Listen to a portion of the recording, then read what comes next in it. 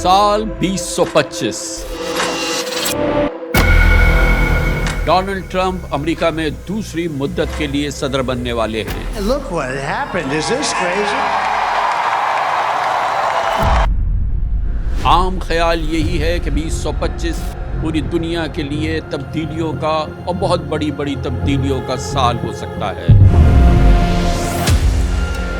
یقیناً ایک بات طے نظر آتی ہے، وہ یہ کہ 2025 ایران کے لیے انقلاب کے بعد سب سے مشکل سال ثابت ہو سکتا ہے۔ ویسے تو ایران میں سپریم لیڈر آیت اللہ خامنئی کے پاس ہر قسم کی فیصلہ سازی کا حتمی اختیار ہے، مگر امریکہ میں صدر ٹرمپ کی واپسی کے بعد جو صورتحال بن رہی ہے، اس میں ایران میں ممکنہ رجیم چینج یا حکومت تبدیلی اور ایٹمی پروگرام کی مکمل بندش کے امکانات کو مسترد نہیں کیا جا سکتا۔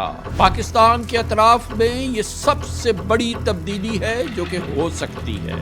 2025 ایران کے خارجہ تعلقات کے ساتھ اندرونی بحرانوں کے استقبال کو بھی تیار ہے۔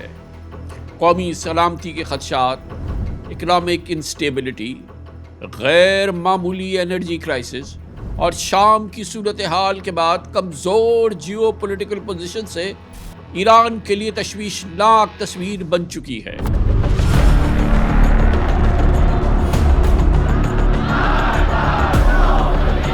عالمی میڈیا میں چوٹی کے مبصرین کہہ رہے ہیں کہ 2025 ایران کی تاریخ کا سب سے بڑا، سب سے چیلنجنگ سال ثابت ہو سکتا ہے۔ عوام اور حکومت دونوں کے لیے کڑی آزمائش ہوگی۔ ایران کا انرجی کرائسس اس وقت خطرناک حد تک پہنچ چکا ہے۔ دنیا میں گیس کے دوسرے سب سے بڑے ریزروز اور تیل کے ذخائر میں چوتھے نمبر ہونے کے باوجود ایران انرجی شارٹیج کی بدترین اس وقت بحران کا شکار ہے۔ توانائی کے بحران نے روزمرہ کی زندگی تہران میں اور ایران کے تمام شہروں میں صنعتی سرگرمیوں سمیت مفلوج کر کے رکھ دی ہے۔ زیادہ تر صوبوں میں اسکولز اور یونیورسٹیز بند کر کے آن لائن ایجوکیشن شروع ہو چکی ہے۔ اس سے پہلے ایسا کووڈ-19 کے دوران دیکھنے کو ملا تھا، مگر اب آن لائن کلاسز بھی بجلی اور انٹرنیٹ کی بندشی کی وجہ سے منسوخ ہو جاتی ہیں۔ یہ تعلیم کا حال ہے، اسکولز کا حال ہے، کالجز کا حال ہے اور صنعتوں کا حال ہے۔ ایران گیس اور تیل کے ذخائر سے لبالب ہے، مگر اس کے پاس اس کا استعمال کرنے کی سخت نہیں ہے۔ انرجی کرائسس سے ایران کی صنعتی پیداوار 30 سے 50% تک کم ہو چکی ہے۔ اسمال اینڈ میڈیم انٹرپرائزز سب سے زیادہ متاثر ہیں۔ کھانے پینے کی اشیاء، دوائیں اور تعمیرات کا سامان اور اس کے کارخانے ڈیمانڈ کو پوری نہیں کر پا رہے، جس کی وجہ سے قیمتیں بڑھ رہی ہیں اور کئی گنا اضافہ ہو چکا ہے۔ بزنسز نے millions and millions of dollars کے نقصانات کی رپورٹ دیتے ہوئے ماس لے آفز یعنی ورکرز کی بہت بڑی تعداد میں ان کی چھٹی کرنے سے متنبع کیا ہے یا ان کو نکالنے کے بارے میں حکومت کو وارن کیا ہے۔ دوسری جانب حکومت نے سرکاری دفاتر اور بینکس کی ٹائمنگ کم کر دی ہے، جو اکثر دوپہر 2 بجے ہی بند ہو جاتے ہیں۔ صحت و تعلیم کے شعبے سے لے کے عوامی خدمات تک سب کچھ درہم برہم ہو رہا ہے۔ یہ وہ چیزیں ہیں جن کی ثبوت موجود ہے اور جس کی ترجمانی خود ایران کا میڈیا بھی کر رہا ہے۔ ایران میں عوام میں بڑھتی ہوئی مایوسی کی لہر ہے۔ انہیں ضروری سہولیات کو بجلی یا انٹرنیٹ کے بغیر تلاش کرنا پڑ رہا ہے۔ نقطہ کے ایسے اور نقطوں کے لیے subscribe now and hit the bell icon. جولائی 2024 میں عہدہ سنبھالنے والے ایران کے نئے صدر مسعود پزشکیان نے ٹیلی ویژن پر قوم سے معافی مانگی ہے۔ یہ حالات ہیں۔ انہوں نے قوم سے معافی مانگتے ہوئے معیشت اور انرجی کی بدترین صورتحال کو تسلیم کیا ہے۔ دراصل انرجی کے کرائسس اور جیو پولیٹیکل چیلنجز نے ایران کے اکنامک کرائسس کو مزید کمپلیکیٹ کر دیا ہے۔ میڈیا کے مطابق ایرانی ریال گزشتہ چند سال میں گراوٹ کے تمام ریکارڈ توڑ چکا ہے۔ ایرانی ریال کی ویلیو میں کمی 2018 میں ہونا شروع ہوئی تھی، جب $1 42,000 ایرانین ریال کا ہوتا تھا، لیکن ایرانی کرنسی پچھلے چند سالوں میں اتنی ڈی ویلیو ہوئی ہے کہ جنوری 2023 میں $1 2,85,000 ایرانی ریال کا ہو گیا ہے۔ دسمبر 2024 میں $1 7 لاکھ ایرانی ریال سے بھی مہنگا ہو گیا ہے۔ $1 7 لاکھ ایرانی ریال سے مہنگا ہو چکا ہے، یعنی 2018 کے بعد سے ایرانی ریال کی ویلیو میں 17 ٹائم یا 1700% کمی ہو چکی ہے. یہ حال ہے ایرانی کرنسی کا. به شدت تحت تحریم اروپا، آمریکا و کشورهایی که به هر حال از سیاست‌های آمریکا تبعیت می‌کنن ما رو تحریم کردن، با ما معامله نمی‌کنند و مشکل بر ما ایجاد کردن. ایرانی ریال کے اس زوال نے ایران کے لاکھوں لوگوں کو شدید غربت میں دھکیل دیا ہے. 2 سال سے مہنگائی 32 سے 40% کے درمیان ہے. ایرانی ریال کی گراوٹ نے ایرانی حکومت کی گورننس پر عوامی اعتماد کو بھی بہت کم کر دیا ہے. کرائمز، لا لیسنس، پروٹیسٹ، عوامی مظاہرے دھڑا دھڑ ہو رہے ہیں اور اضافہ ہو رہا ہے. لیڈیز بھی مظاہروں کی قیادت کر رہی ہیں. بی بی سی کے مطابق 2022 میں پولیس کی حراست میں 22 سالہ لڑکی مشا امینی کی موت کا غصہ اب بھی برقرار ہے، جن پر تشدد کا ذمہ دار اقوام متحدہ کے تحقیقاتی مشن کی رپورٹ میں ایران کی حکومت کو ہی قرار دیا گیا ہے. ریجنل اثر و رسوخ مزید کمزور ہونے سے ایران دنیا میں پہلے سے زیادہ آئسولیٹ ہو چکا ہے، تنہائی کا شکار ہے.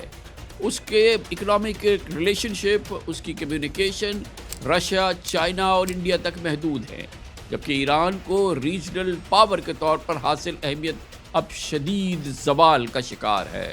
الجزیرہ لکھتا ہے کہ شام میں بشار الاسد کی حکومت گرنے کے ساتھ ہی تہران نے دمشق کے حکومتی خاندان کے ساتھ 40 سالہ اتحاد کھو دیا ہے اور اس کی پراکسیز کے اہم راستے بند ہو گئے ہیں. ایران کے سیکیورٹی مفادات کا سب سے بڑا نقصان لبنان کے ساتھ زمینی رابطہ ٹوٹنے سے ہوا ہے. تہران، بغداد، ڈیماسکس اور بیروت کے ایکسس نے ایران کی حماس اور حزب اللہ تک کی رسائی بنائی تھی.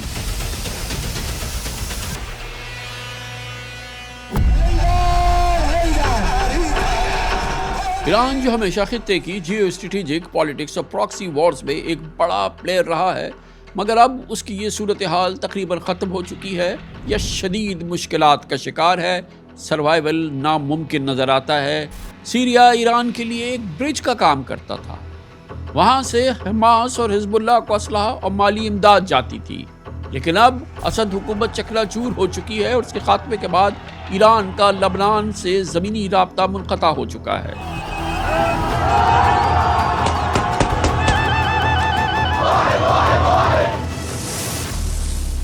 ایران کا حماس اور حزب اللہ کے لیے سپلائز لائن تقریباً ختم ہو چکی ہے. جمهوری اسلامی نیروی نیابتی نداره. یمن میجنگه چون با ایمانه. حزب الله میجنگه قدرت ایمانی او رو به میدان میکشونه. حماس و جهاد میجنگن چون عقیدهشون اونها رو وادار میکنه به این کار. اینا نیابت از ما ندارن. ما اگر یک روزی بخوایم اقدام بکنیم احتیاج به نیروی نیابتی هم نداریم. دوسری جانب اسرائیلی فوجوں نے 7 اکتوبر 2023 کی کارروائیوں کے بعد جو حملے کیے اس سے حزب اللہ اور حماس کی قوت یقیناً چکنا چور ہوتی نظر آئی ہے. اسرائیلی فوجوں نے براہ راست کارروائیوں میں ایک کے بعد حماس اور حزب اللہ کے کمانڈرز کو قتل کیا. ان حملوں میں حزب اللہ، حماس کی قیادت اور پوری قوت جو ہے وہ تحلیل ہو چکی ہے.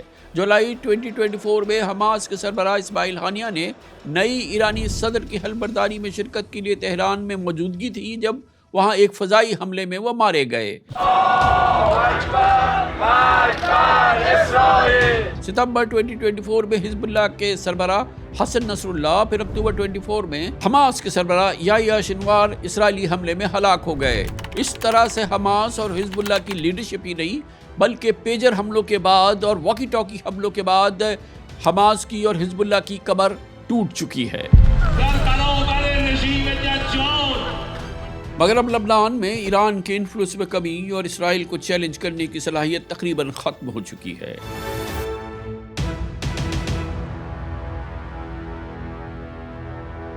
نقطہ کے ایسے اور نقطوں کے لیے subscribe now and hit the bell icon.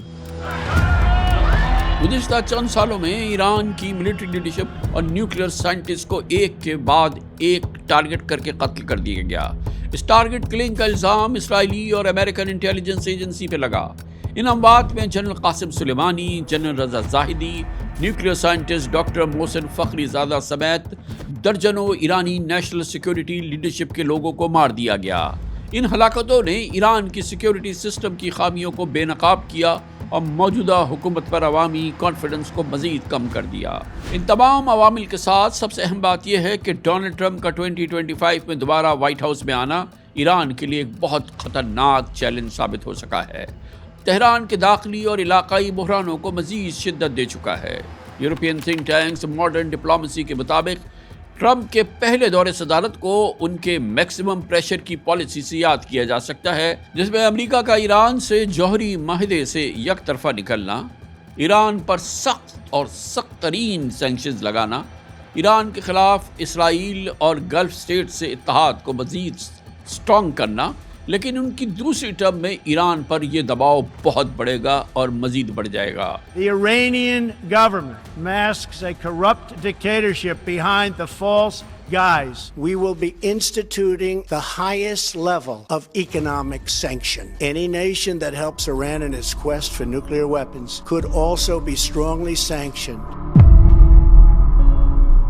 Iran کی فارن ریلیشن اسٹریٹجک کاؤنسل کے سربراہ سید کمال خرازی کا کہنا ہے کہ تہران امریکہ اور ویسٹ سے مذاکرات کے لیے اب تیار ہے اور اس کے ساتھ پریشر کا مقابلہ کر رہا ہے، جبکہ جنوری 2025 کے بعد کے پریشر کا بھی ہم سامنا کریں گے۔ گویا ان کا اشارہ تھا کہ 2025 میں ٹرمپ ایڈمنسٹریشن ایران پر دباؤ بڑھائے گا۔ اکنامک ٹائمز کے مطابق ٹرمپ ایڈمنسٹریشن ایران کے پولیٹیکل سسٹم کو غیر مستحکم کرنے کی کوشش کو بڑھا سکتی ہے اور یہ کوشش ممکنہ رجیم چینج تک پہنچ جائے گی۔ ٹرمپ کی جانب سے ایرانی تیل کی ایکسپورٹس اور فائنینشیل سسٹم پر دوبارہ سینکشنز لگانے کی توقع ہے، جس سے ایران کو انٹرنیشنل آئل ٹریڈنگ میں پہلے سے زیادہ مشکلات کا سامنا ہوگا۔ ایران کی اکانومی اور کمزور ہوگی، ایرانی ریال کی ڈی ویلیویشن اور انفلیشن سے نئے کرائسس جنم لیں گے اور انٹرنل انریسٹ بڑھے گا۔ وال اسٹریٹ جرنل نے تبصرہ کیا ہے کہ ٹرمپ کی سخت ٹیم ایران کے نیوکلیئر پروگرام کو روکنے کے لیے فضائی حملوں پر بھی غور کر رہی ہے۔ اخبار کا کہنا ہے کہ ٹرمپ کے ایڈوائزرز کا خیال ہے کہ اکنامک پریشر تہران کو قابو کرنے کے لیے کافی نہیں ہوگا، اس کے لیے ایک ملٹری ایکشن بھی ضروری ہوگا۔ ٹرمپ ایڈمنسٹریشن ایران میں موجودہ نظام کے مخالفین کو واضح مدد فراہم کر سکتی ہے۔ اکنامک کرائسس، انفلیشن یعنی مہنگائی اور لوگوں کے سسٹم پر عدم اعتماد کے ساتھ امریکہ کی حمایت اور اپوزیشن کو طاقت مل سکتی ہے، جبکہ ٹرمپ کی پالیسیز کے نتیجے میں بیرونی طور پر ایران کے الائنس اور جو اس کے سب سے بڑے الائنس تھے یعنی حزب اللہ، حماس، یمن میں حوثی اور عراق اور شام میں ملیشیاز شدید نقصان کا شکار ہے اور یہ مزید تہس نہس ہو سکتی ہیں۔ واشنگٹن بیس مڈل ایسٹ انسٹیٹیوٹ نے اسی پوری صورتحال پر ایک بہت ہی عمدہ آرٹیکل تحریر کیا ہے، جس کی ہیڈ لائن ہے کہ 4 years of tectonic shift that redrew the Middle East۔ اس ٹائٹل سے اس ریسرچ آرٹیکل کی ایک باقاعدہ سیریز ہے جس میں سوال کیا گیا ہے کہ مڈل ایسٹ کے نئے منظرنامے میں اب 2025 میں تہران کو فیصلہ کرنا ہوگا کہ اس کو ایرانی قوم کی تعمیر اور ترقی پہ توجہ دینی ہے یا امریکہ کے ساتھ مہنگائی اور خطرناک کانفلکٹ کو جاری رکھنا ہے۔ شاید یہ ممکن نہ رہے۔